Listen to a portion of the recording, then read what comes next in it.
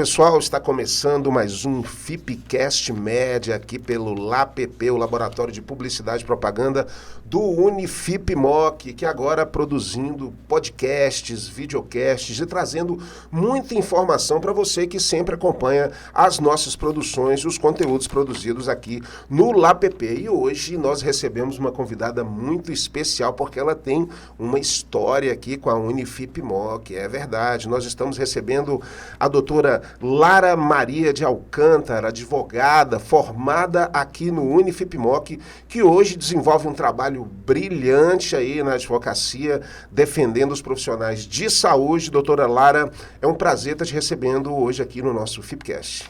O prazer é todo meu, uma alegria estar aqui hoje falando nesse podcast tão especial, e é o episódio de abertura do podcast. É verdade.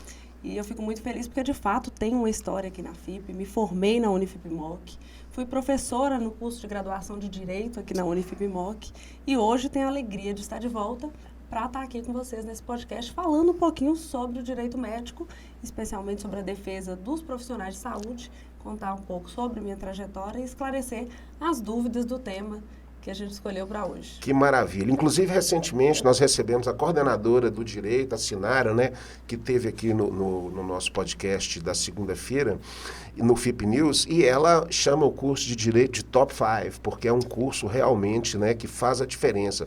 Então, assim, você é oriunda desse curso aí, isso te ajudou muito também, né, para no seu desenvolvimento profissional, né, Lara?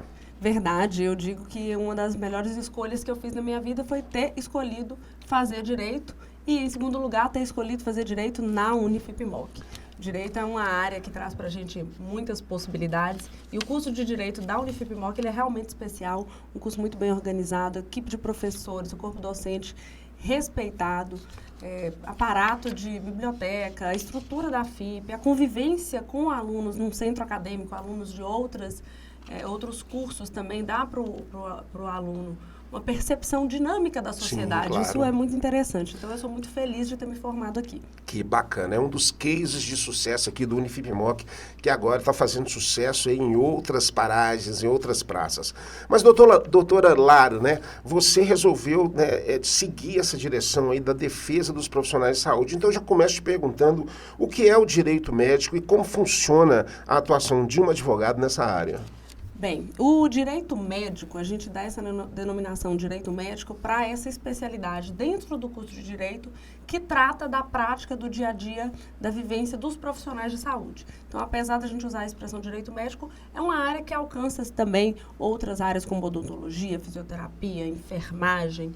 E o direito médico lida, então, com todas essas relações criadas a partir de um vínculo que envolve a área da saúde, envolve um profissional de saúde. E eu, particularmente, trabalho com a defesa dos profissionais de saúde, que é um dos ramos do direito médico. Porque quando a gente fala de direito médico, eu estou falando também daquela defesa dos pacientes, eu estou falando daquela busca na justiça por um medicamento de alto custo, uma liminar para conseguir um leito de hospital. Então, existem os interesses desses pacientes e, de outro lado, os interesses dos profissionais de saúde. A gente tem ainda o interesse dos hospitais, dos planos de saúde. Então, é um ramo muito amplo dentro do direito. Complexo também, né?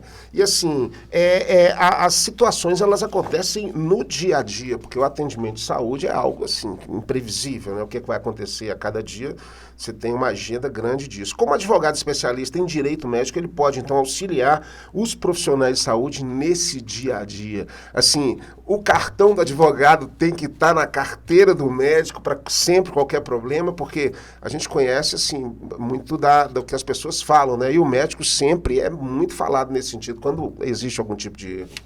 Verdade. Nesse sentido, a importância muito grande do médico ter ali um advogado especialista na área da saúde aliado ao seu trabalho.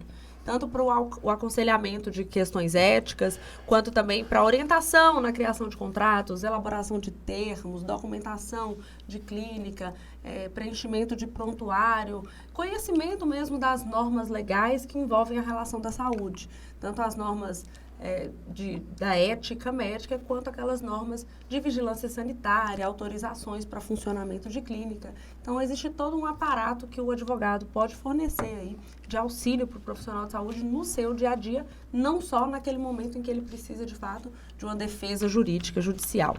E o direito cada vez mais assim, especializado, né, doutora?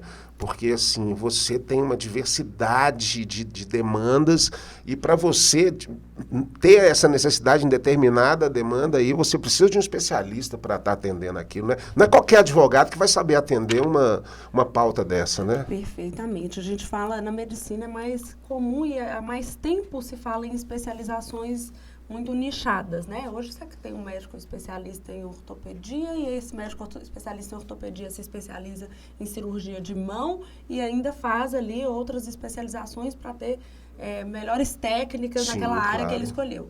Então, certamente, se você tiver um problema na sua mão, você vai procurar esse médico mais especializado possível. Não é diferente na hora de escolher um advogado. Né? Quando você trata de um advogado especialista na área da saúde, ele tem ali uma convergência de estudo das áreas do direito com as áreas da saúde. Então, ele tem a dinâmica do dia a dia de conhecer qual é a perspectiva do profissional de saúde, quais são as normas que regulamentam a atuação desse profissional. Então, é um estudo bem pormenorizado e faz diferença que você procure um advogado o profissional de estética, porque o que a gente observa hoje muito são situações que ocorrem nesse segmento, né, nesse sentido, da pessoa que vai fazer uma plástica ou vai fazer um procedimento estético, muitas vezes até não é nem médico, às vezes até dentista que faz esse tipo de procedimento. Você também, o direito também atende a esses profissionais, né? Com certeza, sem sombra de dúvidas. O direito, nesse momento, é importante também para esclarecer para a sociedade, né? Quando esses profissionais têm, de fato, né, competência para atuar nessa área e orientar esses profissionais de como atuar dentro da regulamentação das normas vigentes, em conformidade com a legislação aplicável para cada um desses profissionais. E, sem sombras de dúvidas, a questão da área estética, ela tem crescido muito, porque a sociedade busca aperfeiçoamento estético, né? Nós estamos vivendo uma era em que a imagem é muito importante. É verdade. Então, as especialidades envolvidas com estética têm que ter, sim, um cuidado redobrado, uma atenção redobrada, sejam médicos ou outros profissionais que, sim, podem atuar com estética.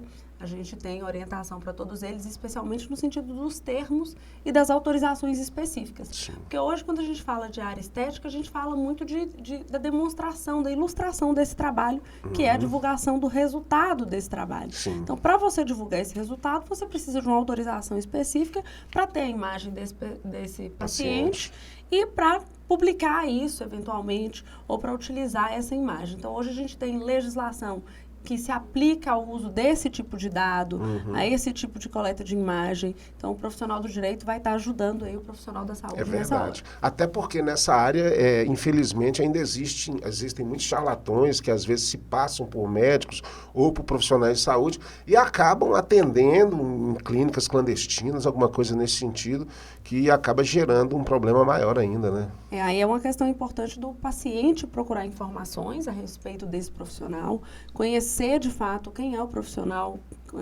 que ele está procurando para fazer esse procedimento, não buscar esse profissional somente em rede social. Ou por causa do preço baixo. Ou por demais, preço, né? Exatamente. Tentar buscar ali no site do conselho, tem uma busca ativa de profissionais. Então, seja o conselho de medicina, o conselho de odontologia, faça uma busca do registro desse profissional. A publicidade desse profissional, ela tem que indicar o número do registro. Então, com esse número, você consegue fazer uma busca, entender se esse profissional, de fato, está preparado para esse atendimento. E é exatamente esse assunto que eu queria comentar com você agora, sobre essa questão do Conselho de Medicina, que alterou recentemente as normas de publicidade, né? E como foi essa alteração? O que é permitido agora nessa seara aí da divulgação de profissionais de saúde aí? Então, a publicidade, ela hoje é muito importante para o dia a dia do profissional de saúde, porque nós estamos vivendo um momento em que a divulgação do seu trabalho faz diferença no mercado tão competitivo. E o Conselho de Medicina, especificamente, ele demorou muito para atualizar as suas normas de publicidade. Eram normas muito restritivas e, então, dificultava essa possibilidade do médico fazer publicidade. Então, agora, recentemente, eles divulgaram a nova resolução do Conselho de Medicina, que é a resolução 2236 de 2023, que atualiza as possibilidades de publicidade para o médico. E essa resolução ela veio muito mais permissiva, trazendo novas possibilidades, como, por exemplo, a divulgação de imagem de paciente. Mas com a permissão do paciente, certamente. Com a autorização, né, dos pacientes. Quando me pergunto sobre o antes e depois, está liberado? Na verdade, ele não está liberado, ele está regulamentado. Então, a gente precisa entender como que está sendo essa regulamentação da divulgação da imagem do paciente. É preciso ter uma autorização. O conselho, por exemplo, proíbe que nessa imagem seja possível identificar o paciente. Entendo. Então, você tem que garantir esse sigilo, né, essa inviolabilidade da identidade do paciente, para que não seja possível identificá-lo na imagem que você está divulgando o resultado do seu trabalho, mostrar somente o procedimento. Proíbe também vídeos do transcurso do procedimento, que é a realização do procedimento cirúrgico. Sim. E por que eles proíbem esse transcurso ser divulgado? Porque o procedimento médico, a técnica utilizada, ela é para ser tratada num ambiente acadêmico, num ambiente de estudo. Claro, a visão ali não é nada agradável, né? Você vê pessoas sendo cortadas e tudo mais. Então quando você publica isso com um viés publicitário, primeiro que não é muito agradável de ver, e segundo que você pode estar despertando pessoas que não são habilitadas para tentar executar aquela técnica. É verdade. Mas então, na sua opinião, você achou positiva essa modificação? Você entende como uma evolução? Explica como é que era antes aí, o que mudou exatamente? Bom, essa especificamente eu achei positiva porque nós demos um passo adiante na possibilidade de divulgar e de demonstrar o trabalho dos médicos. Mas eu acredito que o Conselho tinha muito ainda a avançar na edição de normas com relação à publicidade. Por exemplo, eles proibiam antigamente que os médicos divulgassem a realização de curso de pós-graduação, outros títulos acadêmicos que não fosse o título de residência médica registrado no Conselho, que é aquele título que garante ao médico o RQE. A nova resolução, ela mudou, mas na prática vocês vão ver, com a minha explicação aqui, que não vai mudar nada. Porque essa nova resolução diz que o médico agora pode publicar e divulgar o seu título de pós-graduação, mas com a exigência que esse mesmo médico coloque em caixa alta os dizeres não especialista. Então, acaba sendo uma propaganda negativa, né? Porque a pessoa, dentro de uma escolha, pode não escolher por causa disso, né? Por causa disso. Então, às vezes, um curso de pós-graduação que dá competência técnica para aquele profissional, quando ele divulga dizendo não sou especialista, isso gera um medo no paciente. Com certeza. Então, provavelmente, esse profissional vai optar por não divulgar, porque para divulgar ele vai ter que atender essa regra. E isso aí ele só pode divulgar se deixar escrito isso, se expor essa frase? A norma é muito clara em dizer que você só pode divulgar o título de pós-graduação se tiver em caixa alta a denominação não especialista. Então, acaba sendo uma publicidade negativa que o profissional vai optar por não fazer. Então, eu entendo que a resolução trouxe mudanças positivas, mas tem muita coisa que a gente precisa repensar. Já que a gente tem lei federal que permite que o médico atue em qualquer área, que ele, depois de formado, pode atuar em qualquer área, mas ele ainda não pode divulgar em qual área ele atua, se não tiver especialidade. É complicado. Talvez um quesito, né, uma parte aí que mereça aí uma atenção para ter uma modificação no futuro, porque acaba que a maioria deles não vai divulgar, talvez por esse detalhe, né? Nós estamos conversando com a doutora Lara Maria Alcântara, ela que é advogada especialista em defesa da saúde, dos médicos, né?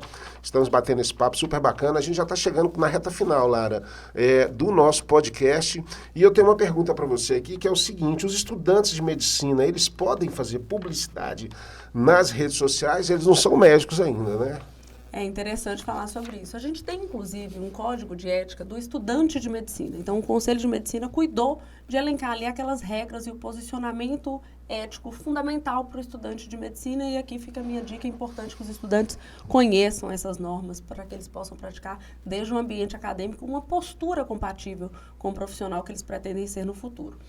Eles podem fazer publicidade. Hoje, com esse advento de rede social, essa migração digital do mundo, né? Sim. Então, muita gente utiliza a rede social para divulgar ali o seu trabalho. O estudante de medicina, ele pode utilizar a rede social para mostrar ali o dia a dia dele como acadêmico, o que ele está aprendendo na faculdade, orientar a sociedade sobre algo que ele saiba, mas é importante que ele deixe claro e deixe isso escrito na sua rede social, que se trata de um estudante de medicina. Nunca se passar por um profissional. Nunca se passar por um profissional, para não confundir a sociedade.